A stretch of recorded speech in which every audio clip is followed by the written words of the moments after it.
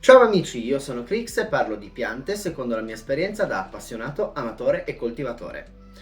Oggi un video un po' particolare, vi dirò le 5 principali piante che vi aiutano a, chiamiamo così, pulire casa, dopo vi spiegherò meglio. Infatti, per fare questo video mi sono un po' informato praticamente su internet e ho letto che ci sono diversi studi, tra cui quello della NASA, Clean Air Study, qualcosa del genere, che hanno dimostrato che alcune piante sono in grado di rimuovere dall'aria tossine come formaldeide, sì, l'ho detto giusto, benzene e tricloroetilene, che sono in poche parole sostanze che spesso vengono prodotte in casa da elettrodomestici, vernici, prodotti chimici e cose di questo genere. Quindi per l'appunto andremo a vedere le 5 principali piante che possono aiutarci a pulire l'aria nelle nostre case, quindi che fa bene ad avere in casa. Vi invito come sempre, se il video vi piace o vi è utile, di iscrivervi al canale, di lasciare un bel like così mi aiutate a sostenerlo. Come sempre qua sotto nell'info box trovate tutte le info, tra cui i social, il link Discord dove stiamo creando una piccola community dove ci sono vari argomenti e chi più ne ha più ne metta. Vi ricordo solo, piccola parentesi, scusate, che mi hanno, anzi vi dico perché l'avevo pubblicato sui social, ma mi hanno hackerato 2 profili Instagram perché mi erano riusciti ad entrare non so come direttamente nelle mail, quindi le mail sono riuscito a salvarle, Instagram no, perché purtroppo hanno un'esistenza che fa veramente schifo, davvero, no comment. Quindi ho rifatto sia il mio profilo privato che quello delle piante. Per fortuna quello di Era sta bene, quello lì sono riuscito a salvarlo in tempo. Quindi non perdiamo altro tempo e iniziamo.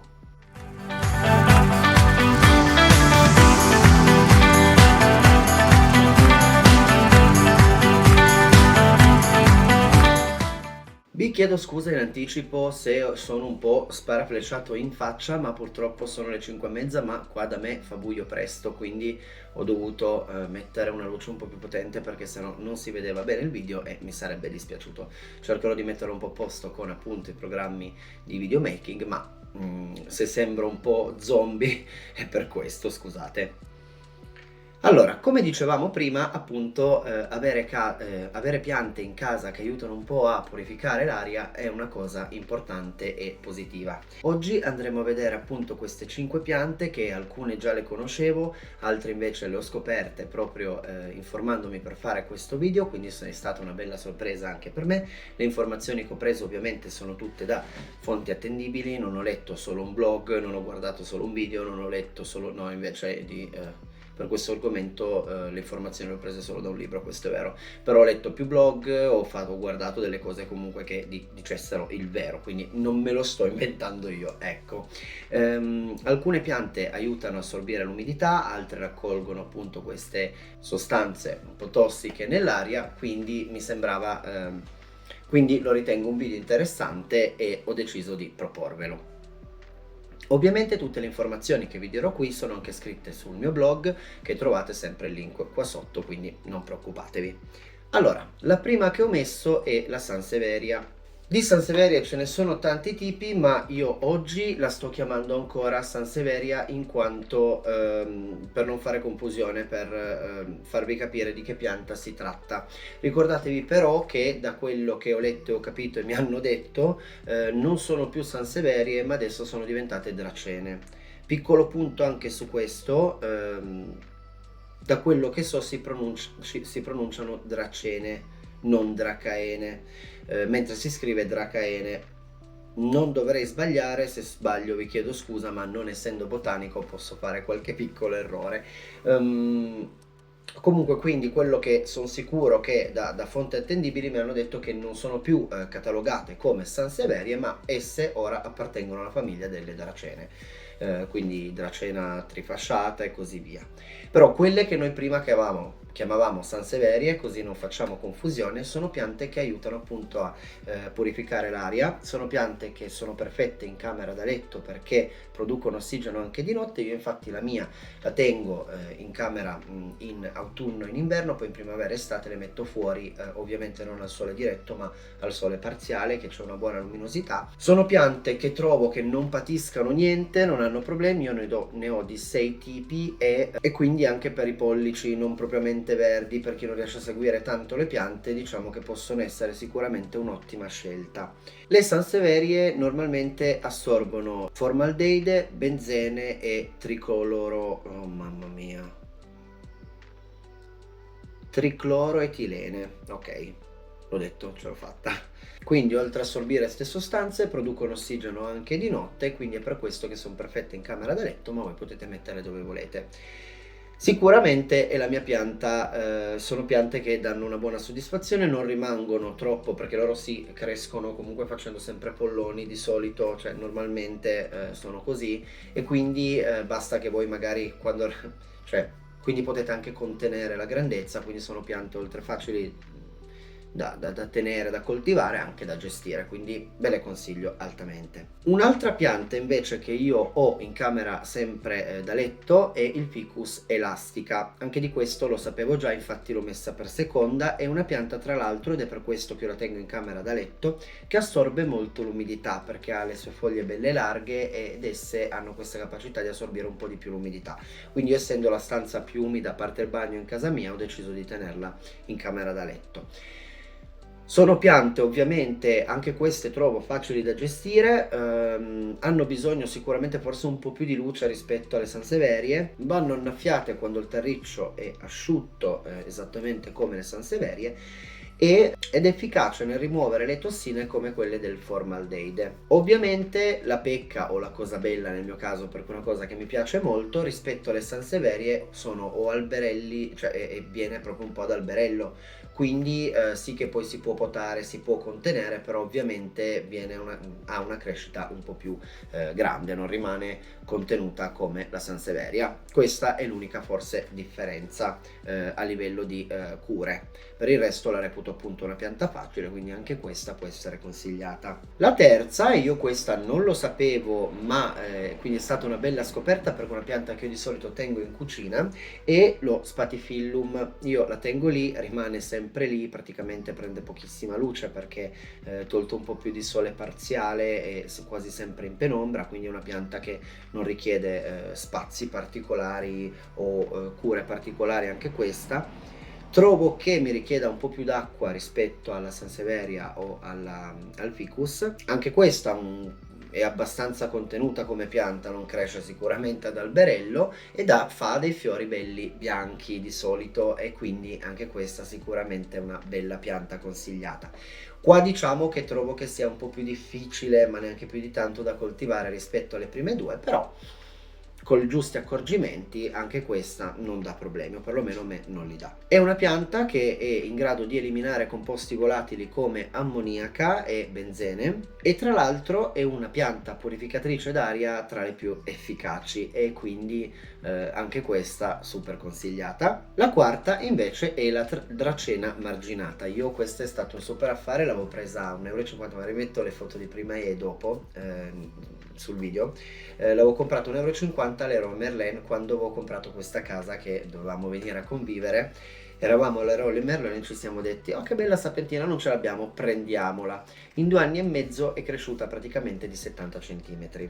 Ci tengo a dirlo, io la reputo una pianta quindi a crescita veloce, perché a me sta continuando a crescere. Penso che in 2 anni e mezzo ho fatto più travasi con quella pianta di qualsiasi altra in questa casa, perché è una pianta che davvero, cioè io poi i vasetti li cambio sempre massimo di 2-3 cm per non avere marciumi radicali, quindi non è che vado a fare un travaso da così a così. Eppure è una pianta che riempie sempre di radici, tra l'altro radici belle possenti quando inizia a essere grande. È una pianta sicuramente che dà tante soddisfazioni, ma è una pianta che ho letto, cioè informandomi in giro appunto per questo video, che la gente la considera una pianta a crescita lenta. Ci sono rimasto perché a me non è affatto a crescita lenta, poi non capisco se magari sono io che appunto le ho trovato la posizione corretta, la sto trattando bene o la concimo adeguatamente, però io non ritengo che sia una pianta a crescita lenta. Anche questa cresce a tronchetto, quindi ha una forma un po' meno contenuta delle altre. Si può potare la parte sopra, così lei mette dei rami laterali e quindi si si mantiene un po' la forma ma non in lunghezza, e anche questa ritengo che non sia una pianta assolutamente difficile da curare, anzi io tra l'altro ce l'ho sulla finestra, quindi a sbalzi di temperatura perché sul termosifone non mi ha mai patito niente, non sto dicendo che dovete farlo anche voi assolutamente, però per fortuna a me non ha mai patito niente, sbalzi di temperatura, niente, trovo che sia un carro armato e in più mi cresce che è una meraviglia. Questa elimina anche il benzene e il triclo, aspetta che ci devo arrivare senza leggerlo perché è la sola parola, devo solo imparare a pronunciarla. E il tricloroetilene, se vabbè, il tricloroetilene, ce l'ho fatta di nuovo. L'ultima pianta, e ho tenuto come ultima perché allora è l'aloe vera e noi tutti sappiamo che ha proprietà curative, è la pianta della salute, molti la vedono come la pianta della salute per eccellenza, ma oggi non parleremo di questo nello specifico. Io ritengo sia una pianta da esterno, non la ritengo una pianta da interno. Avevo provato a tenerla in casa prima di avere una casa con cortile, perché io in post adolescenza e fino a 3 anni fa sono stato in appartamento, quindi non avevo un cortile. In appartamento non sono mai riuscito a coltivarla, finché all'ennesima che ricompravo perché mi partivano tutte, ho provato a tenerla sul balcone. Lì praticamente l'avevo comprata in appartamento, ce l'ho ancora adesso. Tra l'altro una pianta che regala sempre tantissimi polloni che possiamo regalare ad amici, parenti, conoscenti, quindi è una super suggerita. È una succulenta, quindi se siete persone che dimenticano di bagnare è perfetta, va benissimo. Però non la considero io personalmente una pianta da interno, non la metto all'interno neanche in inverno, qua le temperature arrivano anche a -5, -8 alcuni anni, io la tengo sotto il balcone in modo che non si bagni mai in inverno, magari in autunno se ancora fa un po' caldo le do ancora quella annaffiatina e basta, quindi assolutamente lei dorme, diventa praticamente, cambia un po' colore e poi si riprende con una meraviglia in primavera. In primavera la lascio al sole diretto, anche a quello cocente in pieno agosto, non mi ha mai dato problemi ed è una pianta che cresce che è una meraviglia. Se voi ce l'avete in casa, riuscite a coltivarla in casa, fatemelo sapere qua sotto perché sono curioso. Io appunto per fare questo video praticamente in tutti i posti che leggevo, i blog, i video, vedevo che mettono sempre l'aloe vera, quindi ho deciso di farlo anch'io, però mi sembrava giusto darvi l'informazione che secondo me non è una pianta da interno e quindi mi sono chiesto, ma ci sarà qualcuno che riesce a tenerla in casa? Ho pensato magari al sud, perché magari loro, cioè al sud in inverno c'è anche più sole rispetto a qua, quindi magari vicino a una finestra si riesce, non lo so. Fatemelo sapere qua sotto perché sono molto curioso. Quindi questa, oltre ad avere appunto queste grandissime proprietà curative, è una pianta che assorbe anch'essa benzene e formaldeide. Vi consiglio, se la tenete in casa, quindi se volete provare a tenerla in casa, almeno di metterla in un posto più luminoso possibile e bagnarla pochissimo, assolutamente la terra deve essere secchissima quando proprio deve essere bagnata, e poi di non tenerla magari nella stanza più umida di casa, secondo me. Poi io la tengo fuori e tra l'altro poi ne regalo ogni anno appunto amici e tutto quanto. Fuori sta benissimo e anche fuori comunque una pianta che purifica, fa sempre piacere. Però se la volete tenere in casa, appunto, magari l'umidità non è proprio il massimo.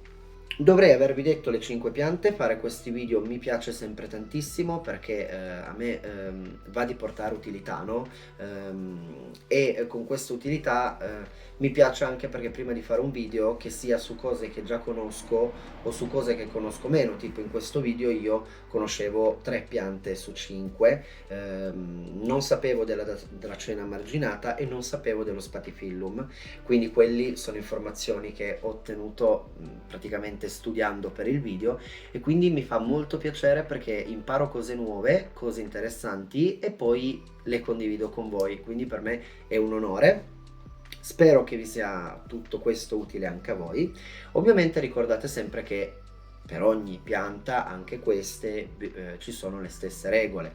quindi fate attenzione ai travasi, fate attenzione al terricci, fate attenzione a dove le posizionate, non prendete una pianta e la mettete in un posto a caso perché voi ce l'avete vuoto, quindi non adattate la pianta alla casa, ma comprate una pianta che sia adatta al posto in cui la mettete in casa. Quindi se sapete di avere un posto un po' più in penombra, prendete uno spatifillum. Se avete un posto molto molto molto luminoso con ampio spazio, magari potete permettervi una dracena marginata, se no, se avete poco spazio, magari una Sansevieria un po' più piccola. Quindi mi raccomando, fate sempre attenzione a questo, perché poi se no fate come me, in cui vi ritrovate una giungla in casa e quando dovete pulire ci mettete di più a spostare i vasi che a togliere la polvere. Quindi sono interessato a sapere quale di queste avete già, se sapevate già queste informazioni, se no quale decidete di comprare, se non l'avete in casa, se ve ne interessa qualcuna, vorrei sapere appunto se sì, quale qua sotto nei commenti, e vorrei sapere se qualcuno di voi ha l'aloe casa, sì, ha l'aloe vera in casa e la coltiva all'interno. Fatemelo sapere perché davvero mi incuriosisce molto, io non ci sono mai riuscito, quindi se doveste riuscirci vi faccio i miei complimenti. Lasciate, mi raccomando, un bel like e iscrivetevi al canale se il video vi è piaciuto, così mi aiutate a crescere e mi fate davvero un grandissimo favore. Se volete potete iscrivervi al mio blog, tutto qua sotto, così come i social. Perfetto, grazie mille, è sempre piacere fare video per voi e informarmi per me, quindi grazie di questa opportunità, grazie che siete sempre di più e grazie per i bellissimi commenti che ricevo. Vi mando un grosso abbraccio, alla prossima, ciao da Cri!